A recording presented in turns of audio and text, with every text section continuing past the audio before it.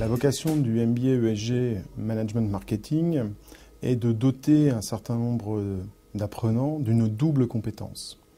La cible naturelle de ce MBA concerne essentiellement des étudiants qui n'ont aucune connaissance dans l'univers du management en général et du marketing en particulier. L'idée, c'est qu'ils acquièrent pendant une année une double compétence, sachant qu'on sait qu'aujourd'hui, pour accéder à des fonctions, par exemple de chef de produit, il va falloir aussi acquérir un certain nombre de compétences managériales. Alors j'ai décidé justement d'intégrer cette formation car, dans le cadre d'une reconversion professionnelle, car je désirais être agent artistique dans le secteur musical. Et donc pour moi, la formation en marketing me permettrait d'atteindre mon objectif.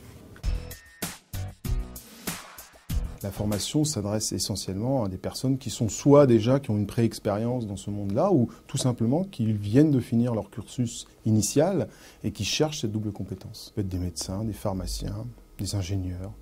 Ça peut être effectivement des gens qui ont eu des parcours dans des univers plutôt de langue, LEA par exemple. C'est sur la base du projet professionnel que nous sélectionnerons les candidats, puisque l'idée c'est que ce que nous, on va être capable de leur apporter soit en totale adéquation avec leurs attentes professionnelles futures. Les éléments différenciants qui font que ce MBA est un MBA d'excellence reposent essentiellement sur les côtés très opérationnels de nos enseignements. Nous avons pour vocation de délivrer des compétences managériales directement applicables dans le monde professionnel. L'élément particulièrement distinctif, c'est le système d'options. Les étudiants vont avoir la possibilité de se spécialiser dans 3 options au 2e semestre, le management du luxe, le management du sport et tous les métiers qui relèvent autour de la communication, des médias et de l'événementiel. L'objectif est clairement ici de fournir un parcours personnalisé à l'étudiant autour de ses aspirations professionnelles profondes, à la fois par l'acquisition de compétences managériales fondamentales, par une spécialisation marketing, mais également une spécialisation sectorielle.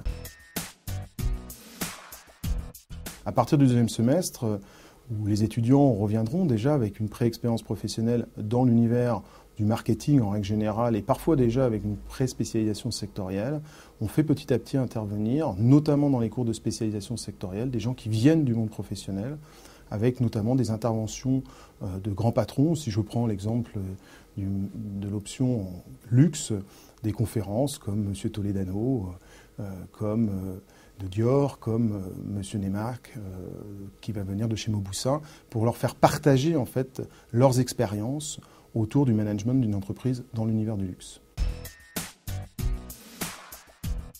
Les étudiants qui suivent cette formation, qui sont d'origines diverses, des formations dans le sport, des formations dans les domaines médicaux, des formations dans les domaines juridiques ou linguistes, viennent chercher véritablement une double compétence. Cette double compétence va leur permettre essentiellement d'accéder à des métiers autour du métier de chef de produit. Parce que dans les entreprises qui les accueillent, la compétence technique qu'ils ont pu acquérir précédemment est indispensable.